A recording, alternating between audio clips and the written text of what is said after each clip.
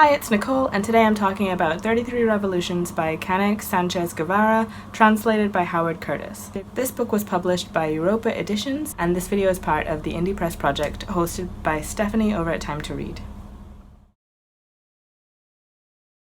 Generally speaking, I don't really look loads into the books that I'm about to read. I just kind of scan a summary and pick out some buzzwords, and then I'm either interested or I'm not interested. That's how it goes. And if I can't remember what I think a book was kind of about, then it goes back off of my TBR list.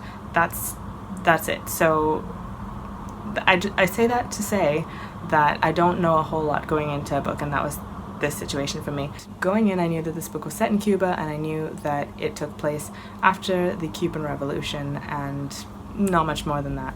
But that was enough for me. Stylistically, I would say that this book is marked by juxtaposition and repetition, and the juxtaposition in this book serves as a reinforcement of some of the main ideas, so the juxtaposition serves as further repetition. And I feel like that really drives home the whole idea of the revolutions of a record player. The main visual symbol in the book is a record going round and round, and it's a metaphor for monotonous life, among other things. The stylistic repetition fits the recurring record visualization very well.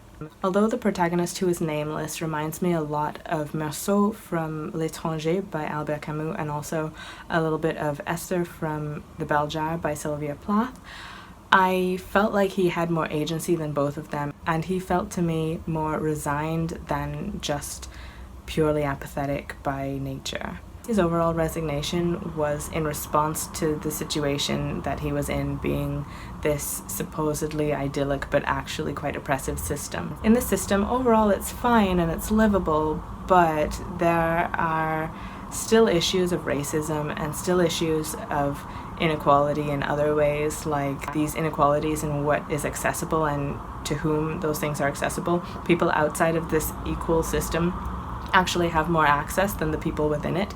So there's this Russian character who is able to access more things than the Cuban people, and anyone who is friends with her, I suppose, has access to that privilege as well, by accident of being associated with this woman. That in itself resonated with me a little bit, because my dad actually lived in Hungary when it was still part of the communist bloc, and he talked about things like that. And so this doesn't feel like some sort of pretend thing that it was just made up out of nowhere. It felt even more real, because I know that those are things that happened. More to do with the idea of living in a Caribbean country, or I guess any small place. Like I feel like people from a small town will probably be able to relate to this as well. But there's this idea that if your interests fall outside of what is the accepted norm for that culture or that area, you become distanced essentially from the people around you. There's a quote from the book that goes, "Every now and again he wonders what he's done to deserve this, to have tastes so alien to the tropics and yet live here."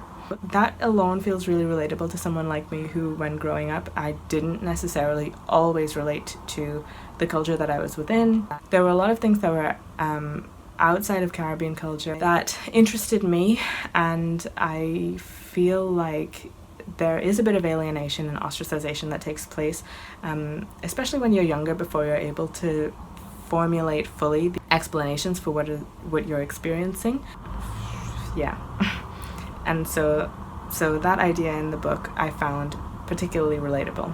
It speaks to cultural expectations and constraints, but I think it also speaks to what the people themselves see as their own limits versus wanting to explore beyond what you have in front of you. Another idea that I think comes up all of the time when dealing with any kind of authoritarian anything is the idea of news from a top-down controlled state story, which can only ever be state-approved fiction, as opposed to a novel which is supposed to be completely fiction but often tells a universal truth.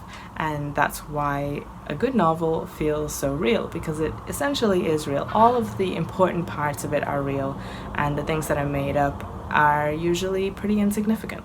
very often, particularly for people who are within these oppressive states, the novel is sometimes the only way for them to say the truth. I really liked this story, and I think if you like the kinds of books that I tend to like, then you will like this story too.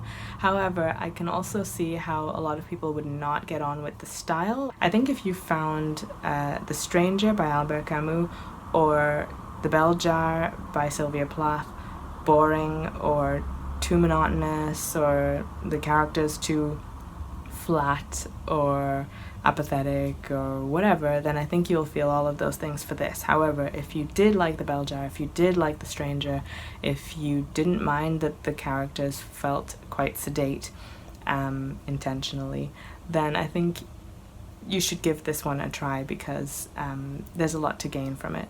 And since we're talking about Europa Editions, I just wanted to highlight one book that I've already read. I actually read it in French, so technically from a different publisher, I guess, but it's in English. It's published by Europa Editions, and that is Lifeform by Amélie Nothomb. I usually read her in French, so that's what I did, and this was the first book I'd ever read by her. I think this might actually been the first novel that I'd ever read in French properly. I found the story to be really funny, and in my opinion, it's one of the best that she's written that I've read so far.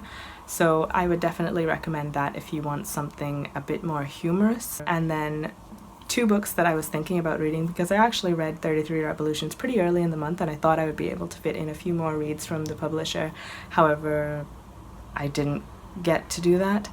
But two other books that I kind of wanted to read were Saving Mozart, and I don't remember the author, so I'm just going to put the cover here and you can see who the author was, and I'll probably get around to that at some point. Anyway, that felt like it might have been quite light. There's a guy who I think is in hospital or in and out of hospital or something like that, and he loves music, and this is during World War II era, and the Third Reich is essentially trying to co-opt Mozart, I guess, and he's trying to save Mozart from that happening, something along those lines. And then the other book that I was thinking about reading was The Man Who Snapped His Fingers, and again, I'll put the cover here. I don't remember who it's by, and I don't even remember entirely what the story was about, but I know it's something political. I know it's something in the Middle East region, something about two different people, kind of. I think there's sort of a Exit West feel for me in what I read about the summary. I don't know, but I was interested in that as well, so I'll probably pick that up at some point too.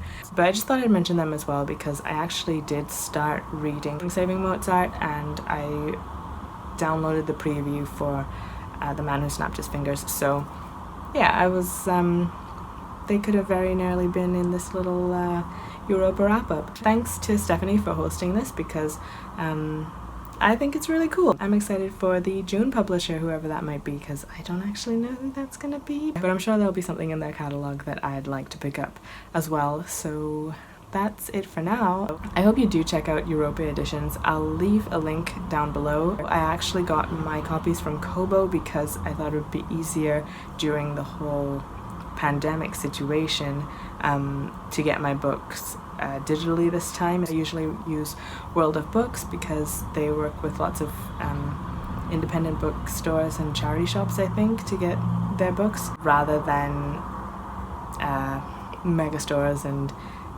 billionaire people who I don't like. So that's all for now, and I'll see you again next time. Bye!